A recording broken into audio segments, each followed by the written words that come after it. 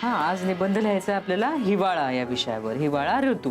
हा म्हणजे 3 महिने असतो की नाही हिवाळा आपल्याकडे. कुठले 3 महिने? नोव्हेंबर, डिसेंबर, जानेवारी. बरोबर.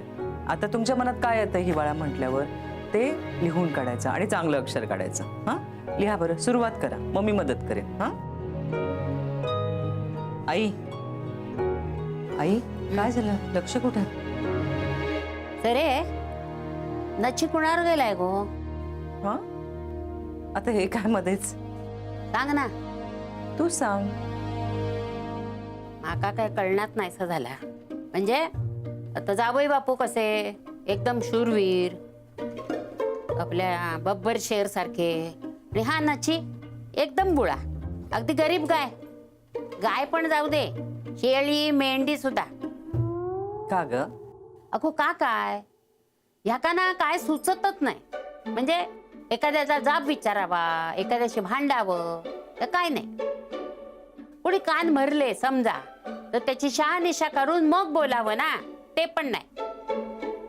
अगो मी त्याला किती वेळा सांगितलं हा, पण काय सुचतच नाही त्या का. माका वाटलं होतं ना त्या आप्पाशी बोलून निशाशी खरं खोटं तरी करेल असं माका वाटलं होता, पण नाही. पालत्या गड्यावर पाणी. आई जरा हळू बोल, निशा ऐकेल. ऐकलं तर काय झाला, मी काय घाबरत नाही ते का. तुझा पोरगो घाबरतो. अगं पण पुरे ना आता. पुरे का? हा अगो चूक ती चूकच हा ना, ते निशाक सांगूक नको. अगो पण एवढा हुशार नची तिच्या समोर इतकं बुळा कशा होतो हा, हे काय मला कळत नाही. सरे काहीतरी भानगडा हे नक्की समजला. अगो त्या निशाने काहीतरी चेटूक तर केलेलं नाही ना. आई काय भलतच बोलतेस तू? असं काही नसतं, अंधश्रद्धा आहेत या. गो माका पण पहिला तसाच वाटत होता, पण निशा एकदा भांडूक लागली ना की तिचे डोळे नुसतेच गरा गरा गरा गरा फिरतात माहितीये. मी माझ्या समोर चेटकी नसल्याचा भास होतो माका, म्हणून तू का म्हणतोय मी. काही बोलू नकोस आई. आधीच घरात काय वातावरण आहे माहितीये ना, त्यात काहीही बोलून तू वाद घालू नकोस आता कोणाशी. ओके बाय, तुझ्या सुनेक चेटकीण म्हटला म्हणून राग आलो की काय. आई ए इकडे काय बघताय, अभ्यास करा चला. अशा गप्पा नाही ऐकायच्या. तुम्ही लिहून काढा सगळं नीट. हा आई तू जरा चहा टाकतेस का? तासता तुम्ही असे विषय बदला म्हणजे ती चांगलीच चोकावता. हा तुम्ही सगळी आशा सोडलीत आणि म्हणून माझ्या म्हातारीचं रक्त खवळता माहितीये. अगो लोक घर वाचवायला कोर्टात जातात आणि तुम्ही म्हातारपणी गावात जायला बघता. आणि तुमचा तो पोरगो पण टसलात बायको वेडा. मी म्हणतोय निशाक जरा धारेवर धरा, 1 मिनिटात सगळं बाहेर पडतलंय की नाही ते बघ. लावा अशी जाग लावा आमच्या नवरा बायको मध्ये. माझा नवरा माझ्यावर प्रेम करतो, माझ्यावर विश्वास ठेवतो, याचा त्रास होतोय तुम्हाला. अगं नाही नाही आई दुसरंच काहीतरी म्हणत होती. तू उगाच. आई माझे कान शाबूत आहेत. डोका फक्त शाबूत नाहीये. आई जाऊ दे ना आता, जाऊ दे. मुलांना तुम्ही घरी जाऊन निबंध पूर्ण करा बेटा. हा आता वेळ झाली ना आपली. हा लिहून आणायचं हा व्यवस्थित. ठीक आहे, मनाने लिहायचं, इंटरनेट वगैरे नाही. ठीक आहे. वागायची शिस्त नाही, बोलायची शिस्त नाही. आई आई जाऊ दे ना. त्या कशाला जाऊ देतील? या वयात नको त्या गोष्टीमध्ये मध्ये नाक खुपसल्याशिवाय त्यांचा वेळ कसा जाणार. गो या सगळ्या सवयी तू काय हा, माका नाही कळला. माका घरात पुष्कळ कामात. मग ती कामं करा ना, माझ्याबद्दल गॉसिप कशाला करताय. अगं असू दे ना निशा. आई तू जरा गप्प राहा ना. मी काय नचे आहे काय, ही बोलली आणि मी ऐकून घेऊ ते. अगं हो, तू चहा करायला जात होतीस ना, जा बरं. जाताय गो बाय जाताय, पण माका हिच्याशी बोलूचा. काय बोलायचं माझ्याशी? माझ्या नवऱ्याचे कान भरून झाले ना, त्याला भडकवायचा प्रयत्न करून झाला पण काही उपयोग झाला नाही. मग आता मला घालून पाडून बोलायचं असेल. उगीच तोंडाला ते बोल नकोस हा. मी काय भडकावायचा वगैरे प्रयत्न केलेला नाही तुझ्या नवऱ्याक कळला.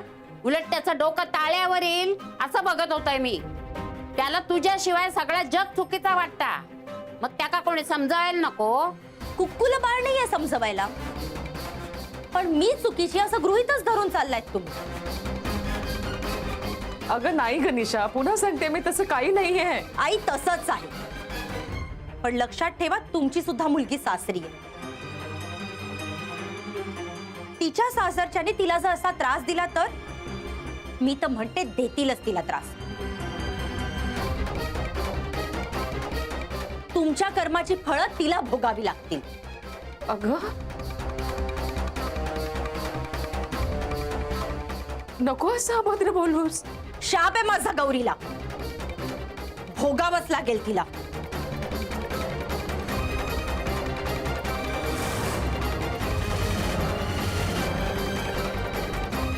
निशा अगं ए,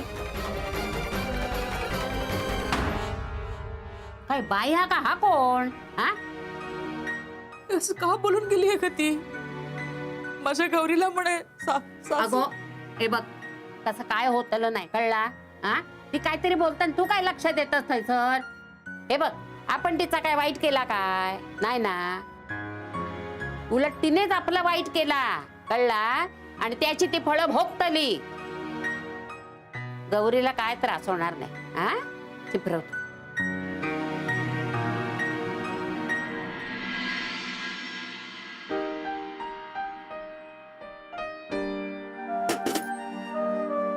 अम्मा, हाँ मुन्ना, ये लो, ये चाय ले जाओ और आराम से गौरी के साथ बैठ के चाय लो.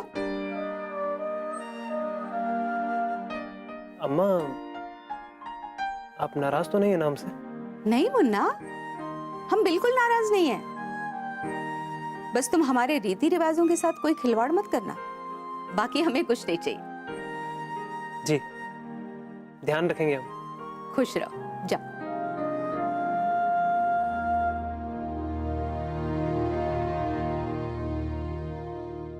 अम्मा जी, हाँ आपने सच में शिव भैया को माफ कर दिया क्या? हम उससे नाराज ही कब थे जो माफ करेंगे? वैसे भी मुन्ना ने किया ही क्या है, वो तो बेचारा भोला है, तभी तो ये समझ नहीं पाता कि ये सारी कारगुजारी उस गौरी की है. लेकिन हम गौरी की चालाकियों को अच्छी तरीके से समझते हैं और इसके लिए हम उसे कभी माफ नहीं करेंगे. सही कह रही हैं आप अम्मा जी. वैसे हम सच कहें तो जिस दिन शिव भैया घर छोड़कर जा रहे थे, हमने तो सोचा कि बस अब तो सब कुछ खत्म हो गया. मतलब गौरी ने छीन लिया बिल्कुल शिव भैया को आपसे. पर अम्मा जी, आपने तो क्या चाल चली, मतलब पूरी की पूरी बाजी पलट दी. वो तो तुम्हारे बाबूजी ने मुन्ना का साथ दिया, वरना ये नौबत ही नहीं आती. वैसे सच कहें, उस दिन तो हम भी सचमुच डर गए, लेकिन जैसे ही हमें पता चला कि ये गौरी और तुम्हारे बाबूजी की मिली भगत है, हमने भी अपने तेवर बदल दिए. अब इतना तो हम भी समझते हैं कि जब तलवार काम नहीं आती तो सुई से काम चलाना पड़ता है.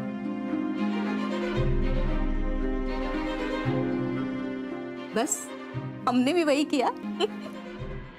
वाह अम्मा जी वाह, मतलब आपने तो पूरा रास्ता ही बदल दिया.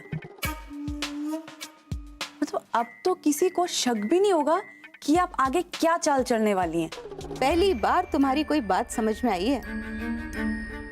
वैसे तुम ठीक ही कह रही हो,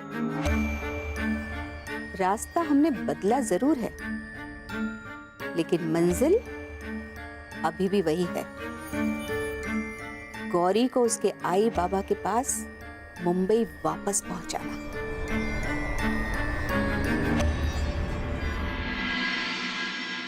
मंदारनी बाजारातून म्हणा मंदारनी बाजारातून 8 रुपये किलोनी 3.5 किलो बटाटे आणले. 3.5 बटाटा 7 रुपये किलोनी 2 किलो टोमॅटो आणले. हा 2 किलो टोमॅटो 6 रुपये किलोनी 7 किलो कोबी आणला. 6 रुपये किलोनी किलो भाजी घेतली त्यांनी? लिहून घेतलं नाहीये तुम्ही पुन्हा? मंदारनी बाजारातून 8 रुपये. अरे हा हा तुझा बाजार खय भरतो? काल मी 4 रुपयाची 2 लिंबा घेतली, कळला? आणि हा भाजीवाला तुझा 6 रुपये किलोनी कोबी विकता. कुठे तो भाजीवाला? आण त्या काय सर. आहे माझ्या गणिताच्या पुस्तकात आहे. आयुष्यातल्या माणसांसारखी तुझ्या पुस्तकातले गणित पण फसवी आहात ना. काय गो, कोणी लिहिले नाही गणित? त्या काय एकदा जावई बापूं बरोबर बाजारात पाठवू गोया.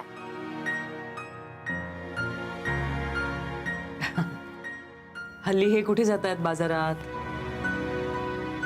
समोरच्या गाडीवाल्या भैयाकडनं आणते मी भाजी सगळी. जळला तोंड त्याचा. सगळे सडक्या भाज्या विकतात. डॅमिस एक नंबरचो हा जावई बापू. अहो बाद झाला आराम आता. उद्यापासून जा भाजी आणू मंडईत.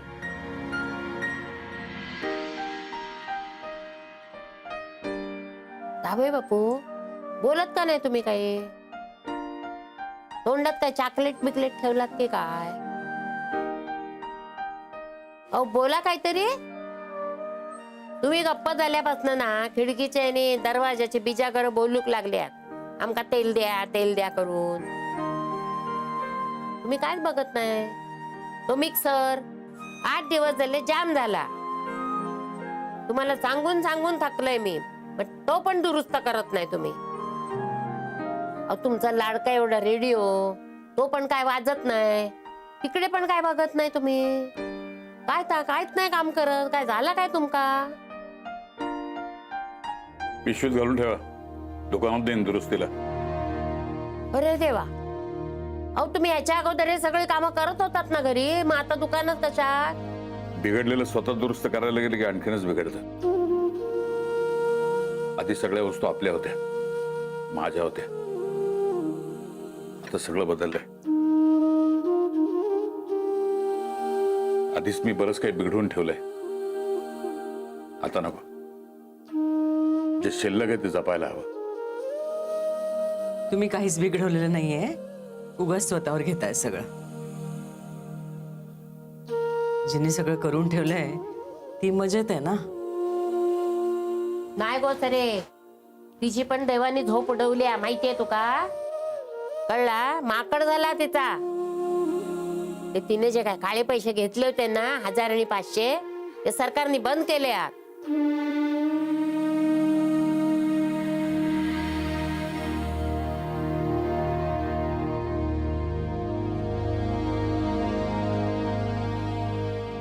पोरांनो, तुमका ती म्हण माहितीये का रे? जो दुसऱ्यासाठी खड्डा खणतो तो स्वतःच्या खड्ड्यात पडतो. हा, आणि ज्याच्या मनात पाप त्याला चावेल साप. अरे वा. काय गो, तू काय बघतस? आवडली नाही तुका?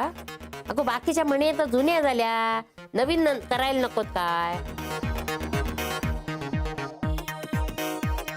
मग मी काय म्हटला, ज्याच्या मनात पाप त्याका चावेल चाप. काय चुकीचा आहे त्याच्यात? हा अगो, सापावर ना आठवला. निशा, चहा ठेवलाय तू घे जा. सापावरनं तुम्हाला माझीच आठवण येणार ना? माझं डोकं दुखतंय. गोळी असेल तर बघा. दांडको माझ्याकडे घालू काय डोक्यात? काय? नाही म्हणजे माझ्याकडे गोळी नाही. कोणाकडे असेल तर बघा. गो सरे, तुझ्याकडे हा काय गोळी? दे जरा बिचारी. ते 1000 आणि 500च्या नोटा मिळाल्या ना, त्या तर कुठे वटवत नाहीत ना. जरा म्हणून डोका दुखता बिचारीचा.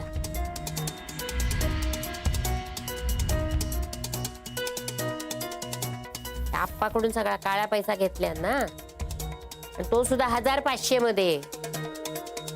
आता काय करूचा त्याचा? बिचारी का फसवल्यात. जे काय कमावलं ना त्याची सगळ्याची माती करून झाली. पोरांनो, अजून एक म्हण आठवली आहे, सांगताय हा. पैशासाठी गहाण ठेवली नाती, पैशासाठी गहाण ठेवली नाती आणि त्या पैशांची झाली माती. हसा हसा, बोलत राहा, सारखे मलाच टोमणे मारत राहा. ते डोकं दुखतंय माझं, गोळी द्यायची सोडून मला बोलणी खावी लागतायत. शी. आई काय अगं, काय वेळ का विषय काढायची? हा, कशाला काढलासा विषय? अगो कशाला म्हणजे काय, एक नंबरची नाटकी बाई आहे. ते पैशाची वाट लागली ना तेव्हापासून चितुंदीर सारखी धावता इकडे तिकडे. अगो अजून काय पुरावा हवा तुका, तिने पैसे खाल्ले नाहीत त्याचा? मी तिका घाबरून गप्प नाही राहूची, कळला? माझ्या सोनपापडीक शिव्या शाप दिले तिने. अगो सगळे शाप उलटलेत तिच्यावर, पितळ सगळा उघडा पडला तिचा, कळला? पण माझी गौरी, माझी बर्फी तिकडे शिव बरोबर सुखानं संसार करता. सासूबाई आपलं घर गेलंय, ते नाही परत यायचं. विसरा आता सगळं. तुम्ही विसरू शकता. आई कशाला तू सारखा सारखा विषय उगाळतीयस तू?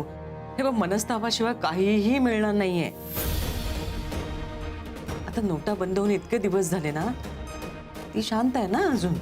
शांत न राहून सांगते कोणाक? हा, तोंड दाबून बुक्क्याचा मार खाताय ती. आणि ह्या सगळ्या आगीत तेल ओतायला तिची आई आज. माहिती आहे ना तुम्हाला, ती नाही सुधारायची. मग कशाला जेव्हा आटापिटा करताय? जे होईल ते तिचं नशीब, त्या सोडून. जावई बापू, अहो आपल्या नशिबाशी जे खेळ करतात त्यांना असाच सोडून देऊचा? हा, तुम्ही फक्त होय म्हणावं. व त्या निशाक आणि तिच्या आई कोपऱ्यात घेऊन कसे सगळे पैसे वसूल करते की नाही बघा. तुम्ही काहीही करायचं नाही, आपलं ठरलंय ना. 2 वर्षात इथली सगळी कामं आटपायची, सरळ गावाला जायचं कायमचं. मुंबई सोडून गावात जाऊन काय करणार? इथं काय केटरी कॉलेज काढणार तुम्ही? तिथं आपलं घर आहे, पडायला आलेला. तेच दुरुस्त करायचंय.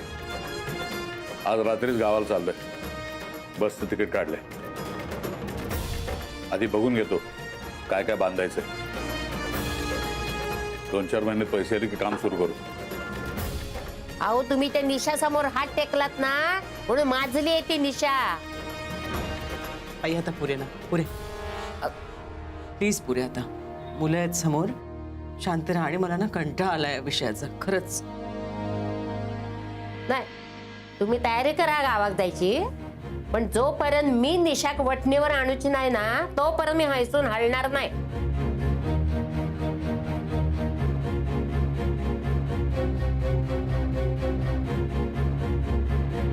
इथं डोकं दुखते आणि ही म्हातारी कटकट करत राहते. कोणाचा फोन आहे?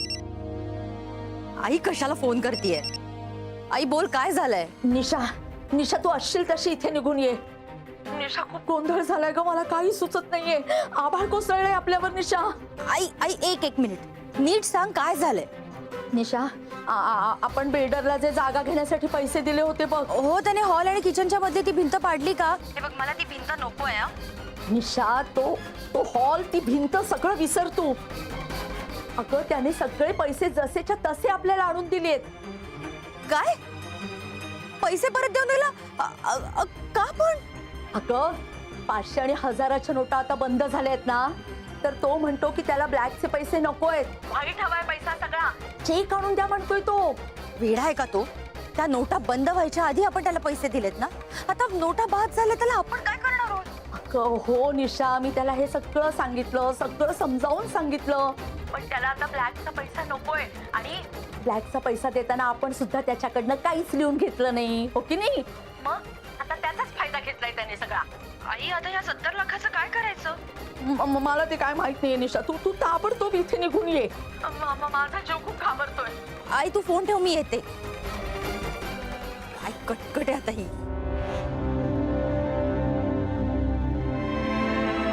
अरे काय भयंकर बाई आहे ही. सावंतांसारख्या सज्जन माणसाला फसवलं हिने. हिचं कधीही बरं होणार नाही. पण आता हे कोणाला तरी सांगितलं पाहिजे.